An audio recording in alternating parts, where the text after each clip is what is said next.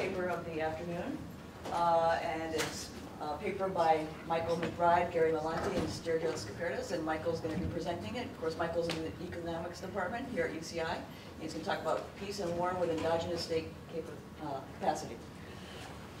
So you have Okay, so you know Stergios. He's here in the Department of Economics as well. Gary Malonte is actually one of Stergios' former students who's now at the World Bank working on a lot of these issues.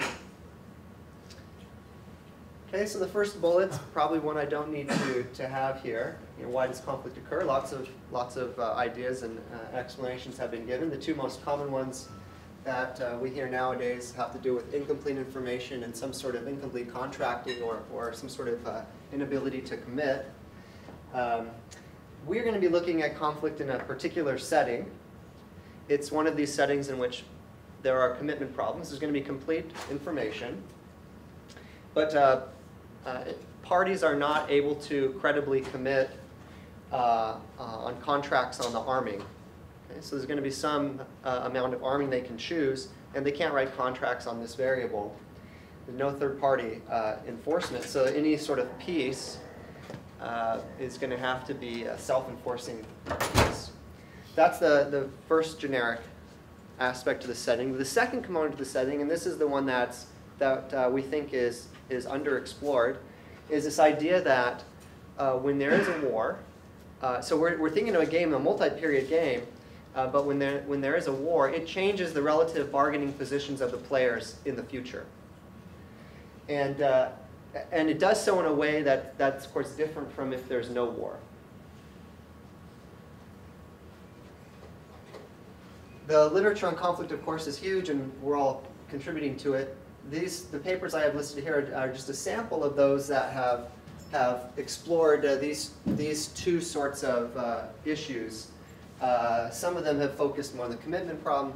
Some of these latter ones have thought about how war is related to the dynamic effects of the bargaining powers. And what we're doing differently, though, is that we're going to allow the players, and we want to imagine that the different actors have an ability to make investments in changing what is contestable in war. So I'll make this precise in a minute, but let me give you kind of some of the background so you understand where we're coming from. The idea is that when you don't have institutions that can enforce contracts, perhaps you can build them. And it's costly to do so. So we imagine that institutions are a way that we can foster peace because they reduce the commitment problem. So we can think of all sorts of things, and there are different labels that have been used in reference to this idea. Governance, I think that's in the title of this conference.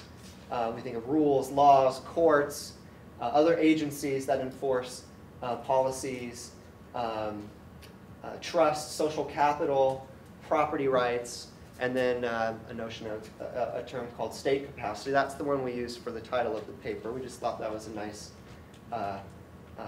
phrase. But what we mean by state capacity in our paper is this notion of property rights enforcement or contract enforcement.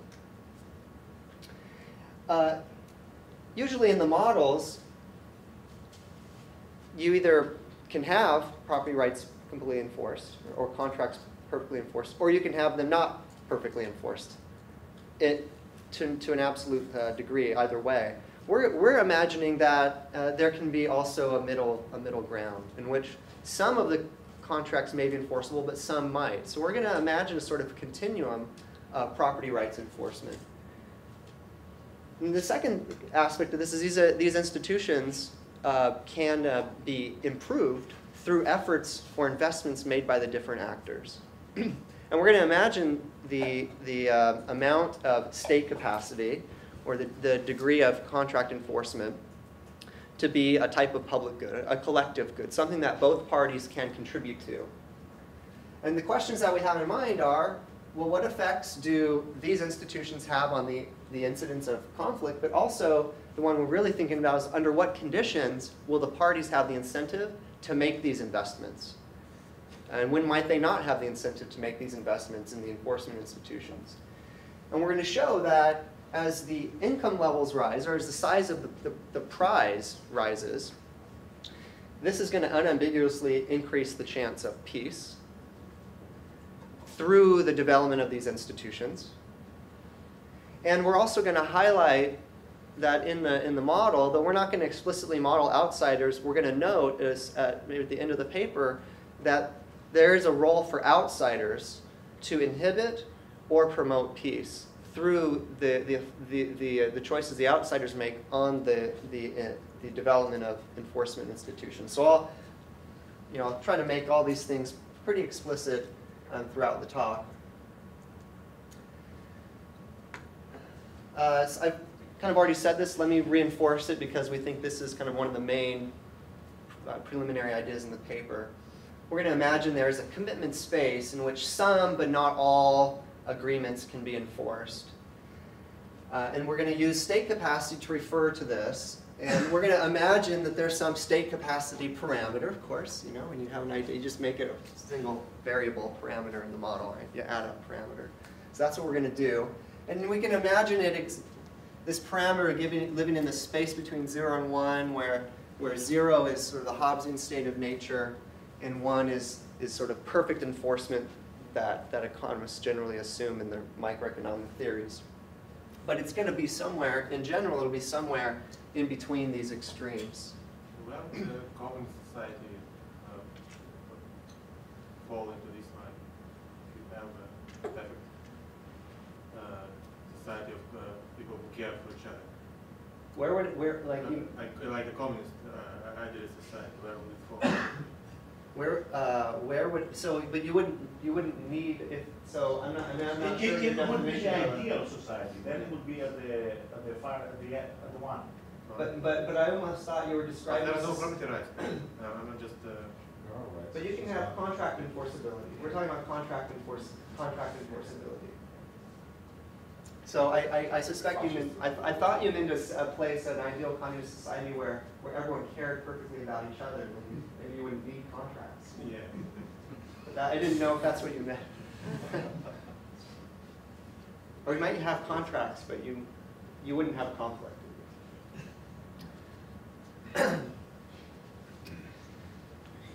We're going to allow, at the end of the paper, the actors, or the second half of the paper, the actors to have this opportunity to develop what we call state. But when we use this word state capacity, we mean we're going to model in a particular way.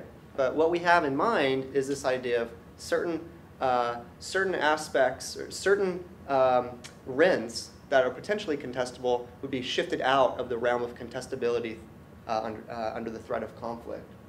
And we're going to imagine that this state capacity is going to depend on the actions by the adversaries as well as by the outsiders, and this is where the outsiders come in. These actions can enhance the ability to commit through the development of these institutions. In the short run, we can imagine certain power sharing agreements. In the long run, we might imagine fully functioning courts. But there are other examples. So we're aware of the fact that what we have in mind, of course, is complicated by various time components and other things. But the simple idea that there are institutions that can be developed. They're costly to develop, but they can enforce a certain amount of contracts. This basic idea is one that we're going to try to model. We have a few examples here. So there's one paper written by an economic historian, McBride, about a particular institution in medieval Genoa called the Podesteria. So they were after decades of fighting between various Genoan clans, they, under actually the influence of an outsider, they hired a third party, the Podesta, and his accompanying staff to basically monitor and enforce contracts among the clans. And this led to a period, a century and a half, of a type of armed peace between the clans. And it was an armed peace. It wasn't a disarmament, but it was a certain type of balance of power, and it was free of conflict. There are other examples, and these are a few that we mentioned, though perhaps you know other ones. There's something called the Conflict Early Warning Response Mechanism, which is being developed in some of the countries in Africa to monitor conflict in certain pastoral areas. There are some courts that were instituted to monitor transitional justice after the genocide in Rwanda. And you can have, of course, peacekeepers and mediators, all sorts of instances in our history. We see this paper as kind of a first step in a bigger research program of thinking about how enforcement institutions develop. But so as a first step, we are going to try to model it in the simplest possible way.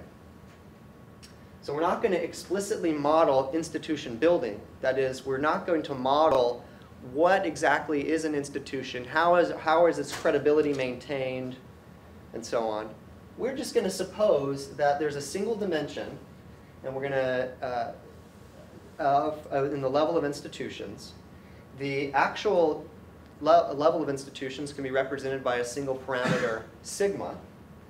And this in particular, sigma, is the proportion of the rents that are protected by the institutions, and the rest of the rents are the ones that are contestable under conflict.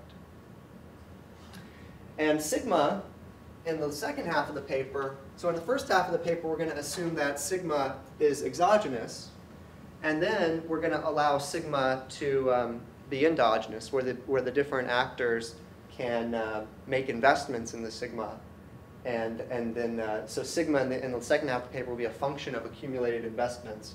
Now, we acknowledge that this is a pretty ad hoc way of capturing a pretty complex phenomenon, but we take this as a first approach and want to see what types of results we get. And in the future, we want to think more explicitly about how the credibility of these enforcement institutions might emerge in various settings.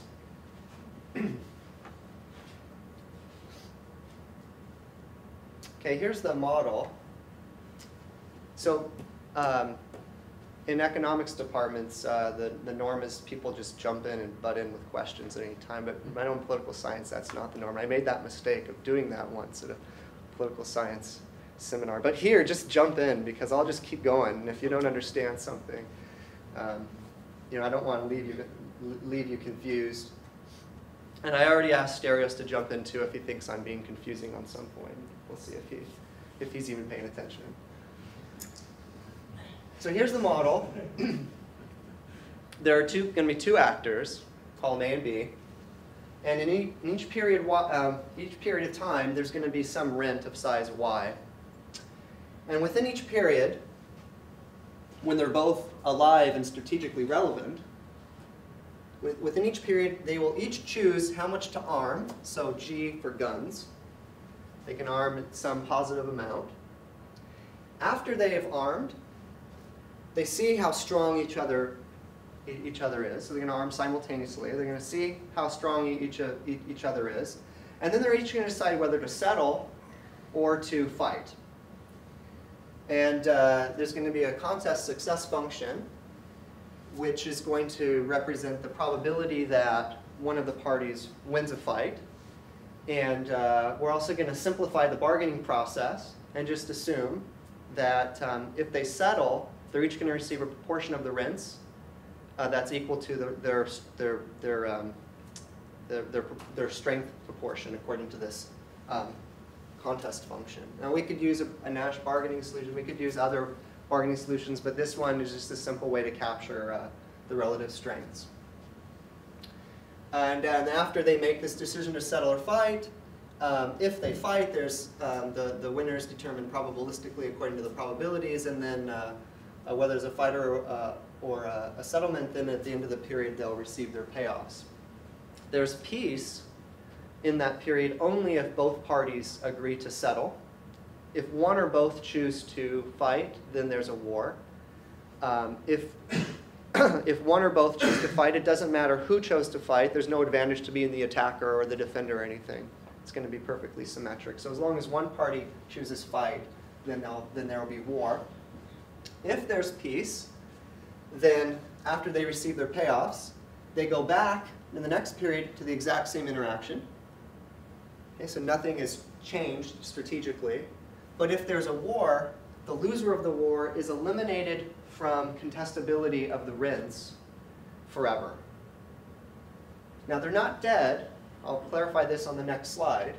But they're eliminated from, basically their armies are gone, and their ability to raise an army is gone. And so strategically they become irrelevant.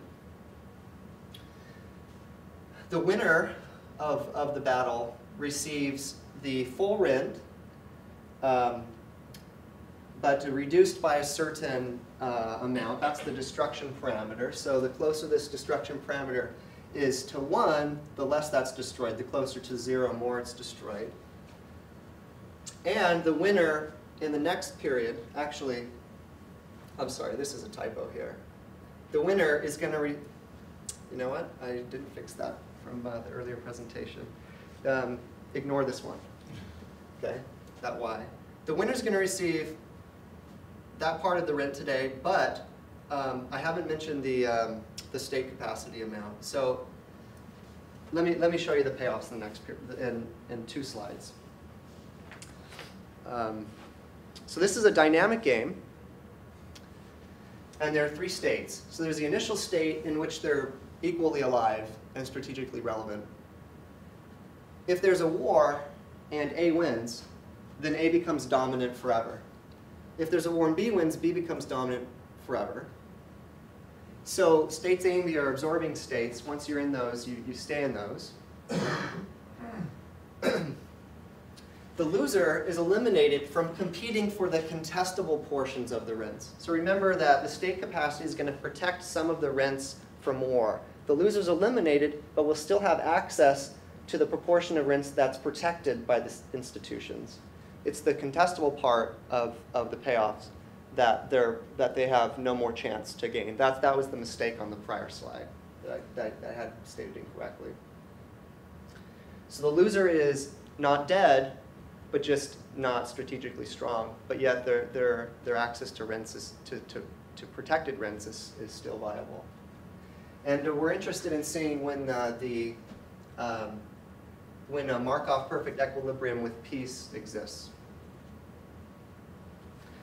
Here are the expected payoffs. So from war, you see here where this state capacity parameter comes in.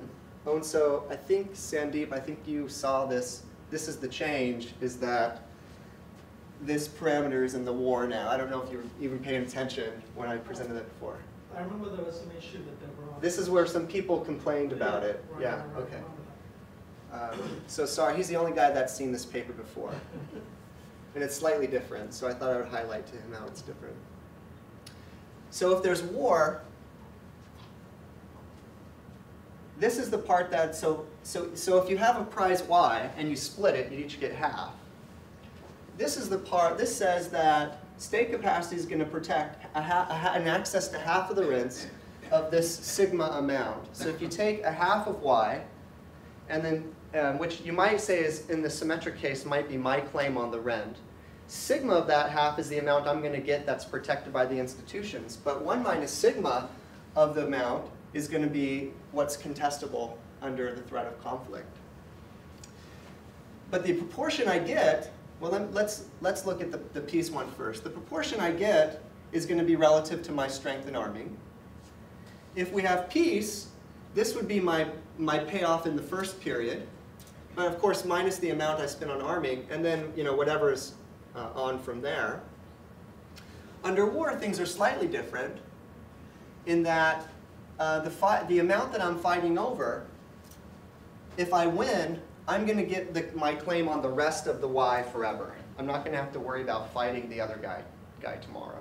So that's what this term in parentheses, this term in parentheses captures. So a couple things I want to note. Arming gives the players the strength in both negotiation and in battle. State capacity is going to protect some of the rents from being contestable under both war and peace. The payoffs are going to reflect both the state capacity and the levels of arming. But as the sigma goes up, the amount of the rents that depends on the arming is going to shrink. And we're going to ignore the possibility of them trying to settle outside of the institutions. We're going to imagine that these institutions are deep enough that they are the best way for each party to make agreements, if they're going to make agreements. For the part that's protected under sigma. So we're not going to worry about them negotiating under a different institutional arrangement. So when we want to solve for the equilibria, we first note that there's always going to exist an equilibrium in which there's war. Because if you're going to fight, it doesn't matter what I do, and so I might as well fight, conditional on our arming. So this war Markov perfect equilibrium will always exist, and we can solve for the equilibrium arming levels and the value functions in that equilibrium. The peace equilibrium doesn't always exist, but when it does, this is the arming amount, and we have our values. Now the question is, when does it exist? And so what we want to look at are the different possible deviations from the peace equilibrium that would be profitable, and we're interested, and then find out when would they not want to make such deviations. So we can imagine there being 3 different types of deviations. It turns out the last one is the important one, but just to kind of give you the logic.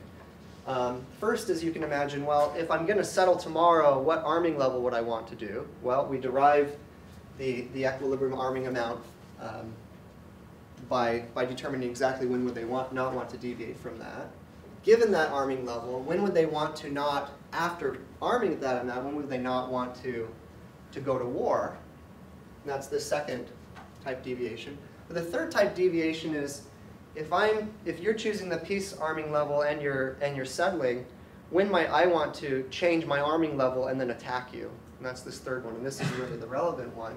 And we can solve for the condition for this deviation, and what we get is this condition down here at the bottom that I would prefer to stay in the peace equilibrium when the state capacity is higher than some, call it sigma prime, and the sigma prime has sort of two, this denominator and numerator. The numerator turns out can be positive or negative. The denominator is always positive, and so we're not worried about the sign flipping. We're not really worried too much about the sign flipping. So it's when the sigma is sufficiently high, then this peace equilibrium exists, which, you know, for us this is the intuition that we are expecting to get. When the sigma goes up, the arming becomes less relevant in your payoff. Okay? So we should see less of the conflict.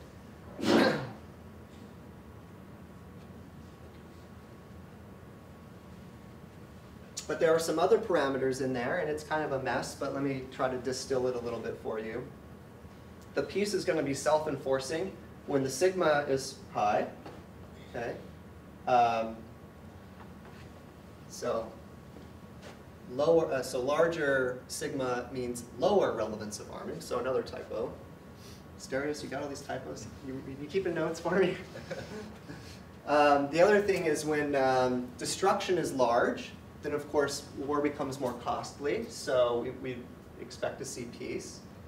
And the thing that might be counterintuitive is that you get peace when the discount factor is small rather than large.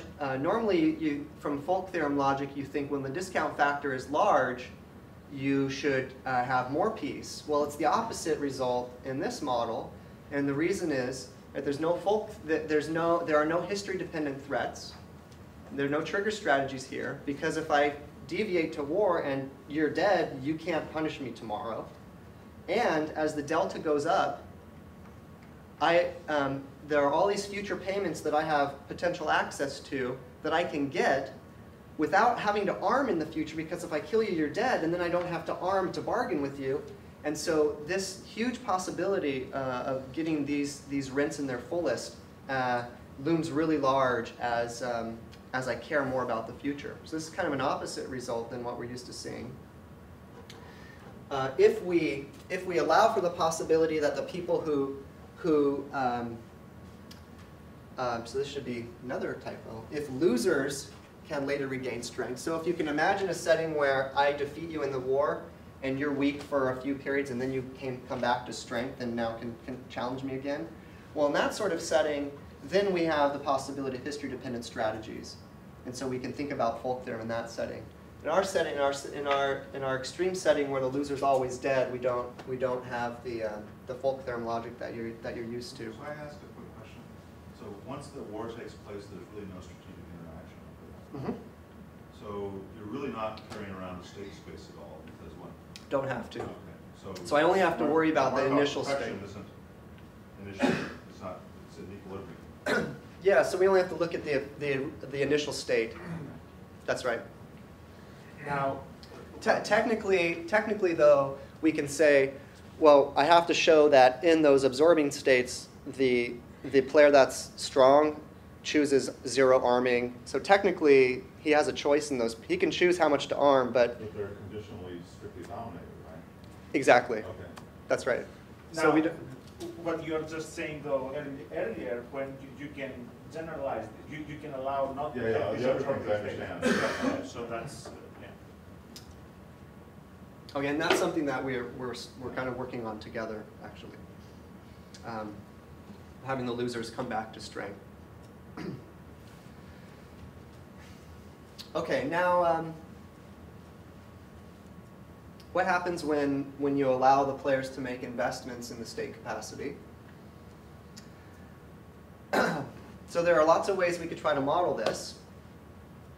And we chose, again, the simplest one in the spirit of simplicity that we had for the paper overall.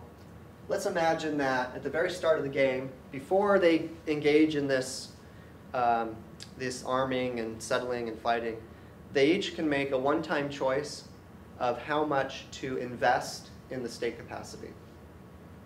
And their investments they're permanent. There's going to be no depreciation in this. Now we can imagine there could be depreciation and maybe something they'd have to do every period and so on. These are important considerations, but again, we're just going to keep it simple for now. A one-time investment, and that's completely durable.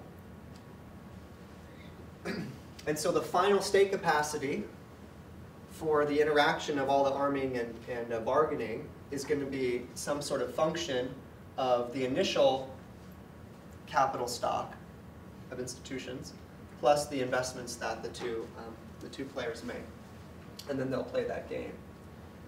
And we'll assume that if they invest to a sigma that's higher than the key sigma prime from the earlier slide, then they'll select the peace equilibrium. Otherwise, they'll select the war equilibrium. But we know that if this condition holds, the war equilibrium also exists. We'll just suppose they're able to select it. And finally, I want to note that the payoffs are increasing in sigma, whether or not there's war or peace. And this is kind of an important point. So you can actually have investments in sigma, whether or not you go to war or whether or not you have peace. Okay, here's the expected payoff. So if you invest enough so that peace is possible, here's your peace payoff. If you don't, here's the war payoff. But you notice that the sigma is entering positively in each case. So there are really two, depending on how you define it, 3 types of equilibria. And the interesting case is when the initial capital stock is lower than the amount you need for peace. Okay, so we're going to assume that condition. And then one equilibrium is the one that, that we're interested in, right? It's when are they going to make the investments to get them over the threshold to have peace? But then you could also have an equilibrium with war. Their investments don't get them above the threshold. And in that case, it's either possible that they don't make any investments at all, or you might make investments, but you still have war.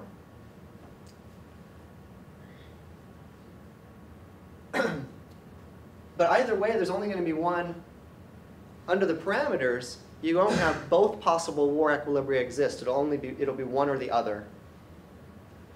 So we can find that war. The first thing we want to do in solving this is find the Markov equilibrium under war. And that's going to have some optimal investment. If IW star is 0, well then it's no investment in war. If it's positive, then you have investments, but still war. And this is going to occur intuitively. I'm not going to put all the equations up, but it's going to occur intuitively when the marginal productivity of the investments is sufficiently high. Once we find that, this becomes our benchmark from which to compare, to imagine when peace can be possible. So then we can derive what are the optimal investments, assuming you have peace, and then check all the deviations again to see when can that be sustained. Okay, and then just to cut to the chase, what we find is that the parties will make this investment to peace when the rents are sufficiently large, when the discount factor now is high, whereas before, with the exogenous state capacity, with high delta, you fought. Now, with high delta, you'll make investments to peace. And when there's a sufficiently small cost, Q, of the investment. So having the players be able to make the investments really changes things in the model.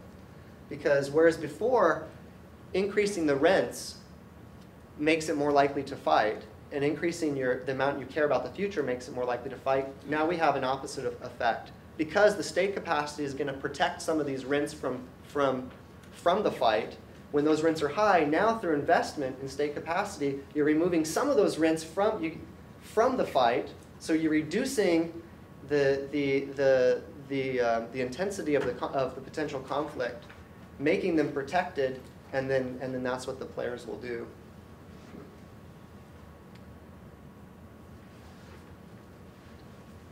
Having a larger prize lead more likely to peace is a result that's opposite a lot of what you find in the conflict literature. Because usually raising the size of the prize increases the intensity of the fight. But through the logic, the mechanism that I just tried to describe to you, it's creating a secondary effect that turns out to dominate in the model. Through the investments, they're able to protect some of the rents, reduce the amount that's contestable, and therefore, overall, that effect is going to dominate, and peace is more likely as Y goes up. May I comment on that? This is relevant because there is a lot of empirical research that finds at least a correlation between incomes and lower levels of conflict, or lower income. You mean like cross-country? Cross-country sort of outcomes and regressions that you find lower income countries have more war. But that is not justifiable with ordinary models of conflict, and this is a way, which a mechanism which can sort of explain this empirical finding. So. Yeah, thank you. So the possibility that they can develop these institutions is creating a channel by which they can invest to peace. That's one of the key ideas in the paper, key results in the paper. And Asterios gave you a good reason why we think that there's some empirical relevance to what we're saying. Some other comments, and we elaborate on these in the paper, and I'm going to not go in much detail, just because most of it's pretty intuitive. If there are liquidity constraints that can hinder the formation, then so you want to make investment, you want to invest $100 million, or that's not very much, $100 billion in your investments in state capacity. But if you're constrained from borrowing that amount, you can have the war because you weren't able to make the investments that you wanted to make. And so there's scope potentially for, if those constraints could be reduced, you could potentially have a piece where you might not otherwise have it. Wealthier countries might not face the same constraints as the poor countries. So this is one point. Another point is that it's a public good, and so as your standard public good analysis has that in your equilibrium, you have under provision. That will be the case here. So you could have it quite possible that the efficient level of provision is what you need to get in order to get peace, but players just in equilibrium aren't willing to make that amount because of the externality. They're not accounting for the social benefits of their investments, and so you could actually have under provision that leads to an equilibrium with war rather than peace. Another point, and this is where we think, and we developed this a lot more in the paper, I'll be somewhat brief on it here. We imagine that there's tremendous scope for third parties to have a role here in this institutional development. So one thing they can do is they can raise or lower this initial state of capital. So if you come in, if a third party comes into a country and completely destroys the existing institutions, that's going to lower the initial capital stock. It may make it harder for the two parties to build their capital stock back up to an amount that will sustain peace. On the other hand, a third party could come in and invest in the capital stock, raise, and possibly get it to the point where the parties are able to make the investments and invest to peace. So we elaborate in the paper how we think this is an important aspect, an implication of the model, and I think we should think more about how outsiders can in fact do this.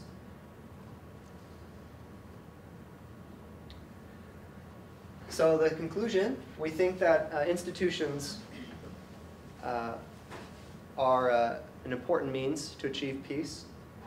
We have a simple model of conflict that allows for there to be different degrees of institutions that promote, limit what is contestable, and that makes it possible for the parties to make investments to change the situation enough so that they can invest a peace. And the main findings are that states with low capacity, or parties with low capacity, or situations with low capacity will have more conflict. If in fact wealthier countries are able to develop that more, then we should see peace in the wealthier countries. And as I just elaborated on a little bit, the outsiders may indirectly help or hinder peace by their actions, or their destroying of the state capacity in certain countries. So that's it.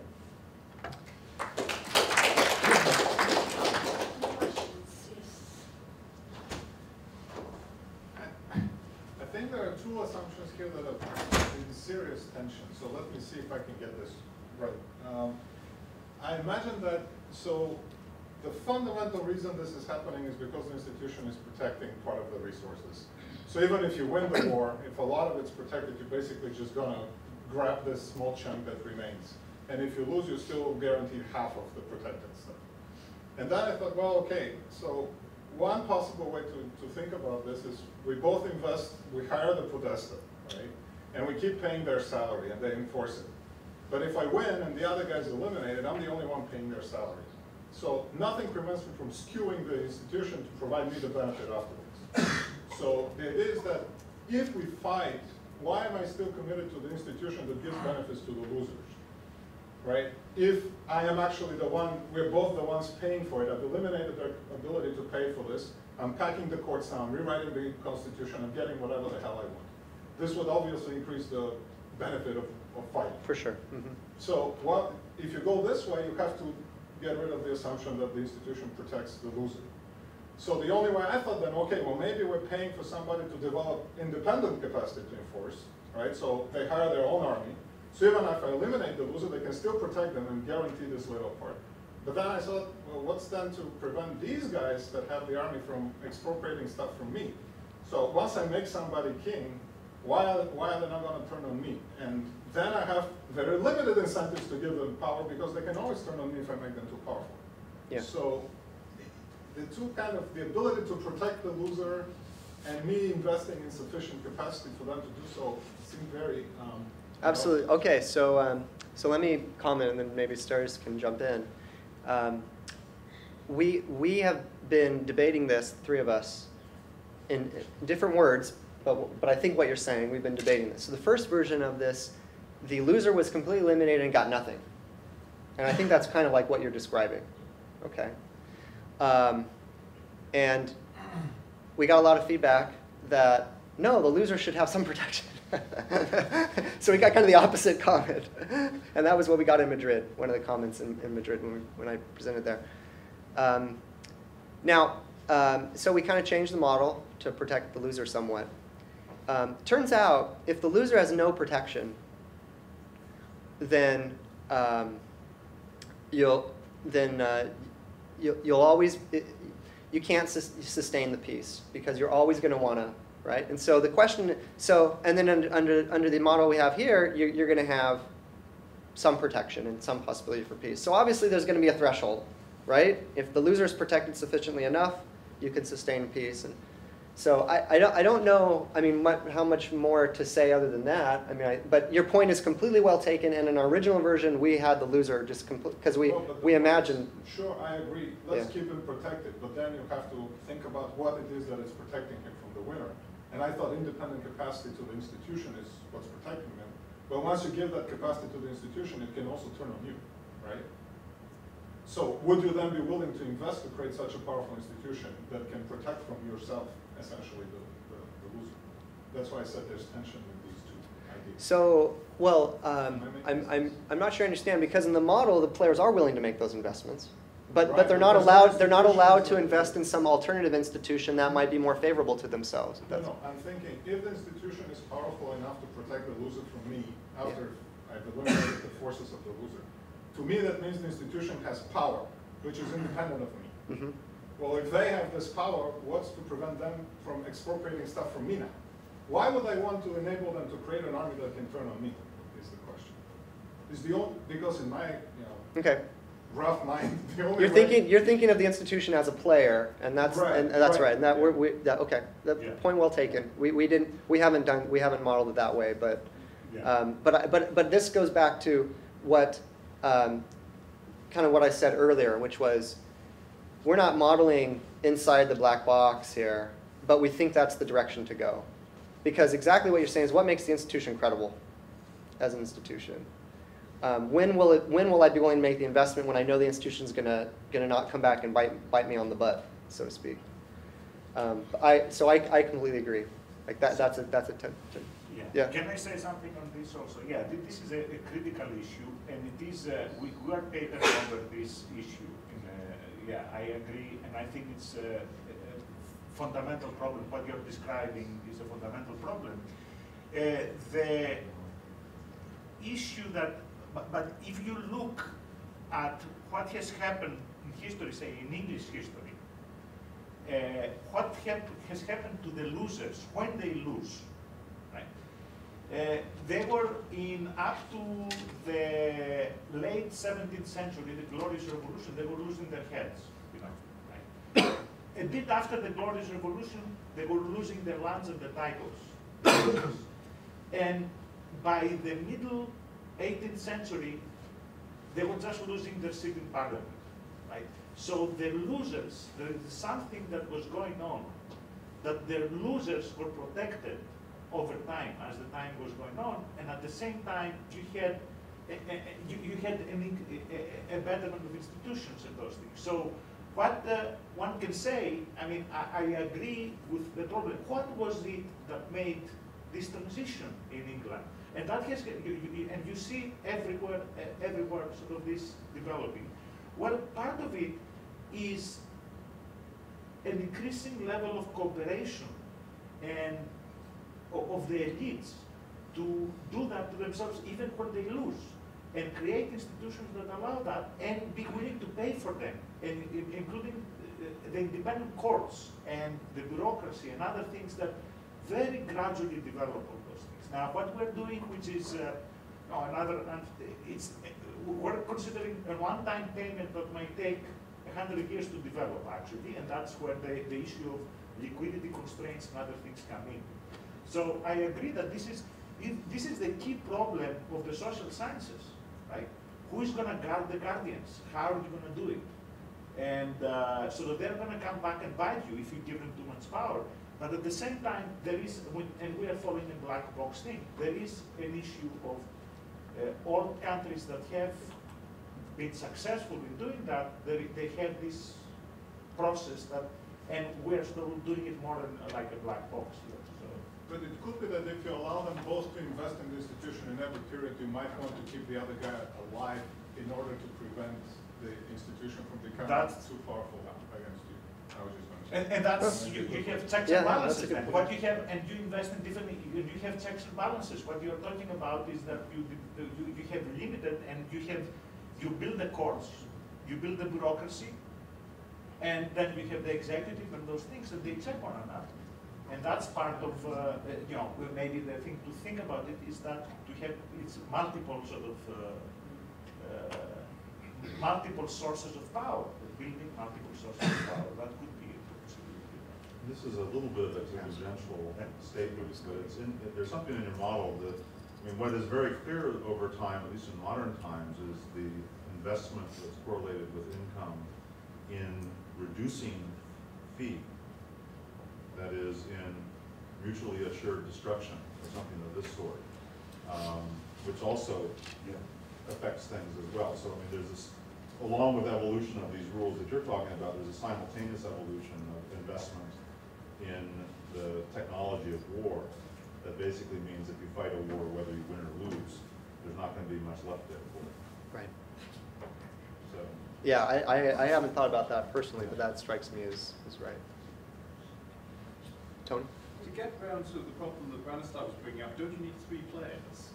Because if you have 3 players, you can have a situation where you could have an equilibrium where it makes no sense to actually kill any. There's always a majority in favor of not killing the third player, because by backward induction, if you kill the third player, the weaker of the 2 remaining players is going to get eaten by.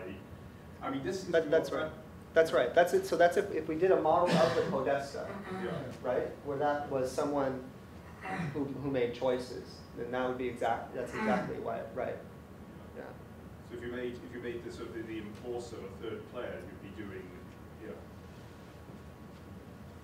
Yeah, it's valid. Brian.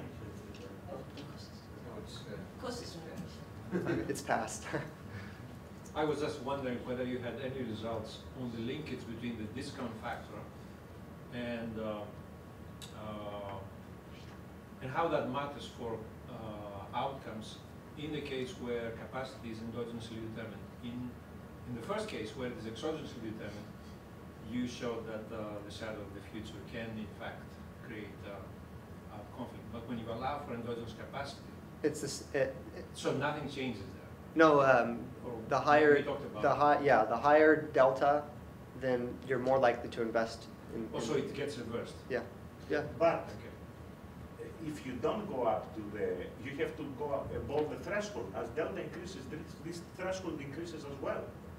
The threshold for which this sort of thing goes up. So there might be a point where we have to work this out, how the interaction with those things actually. That's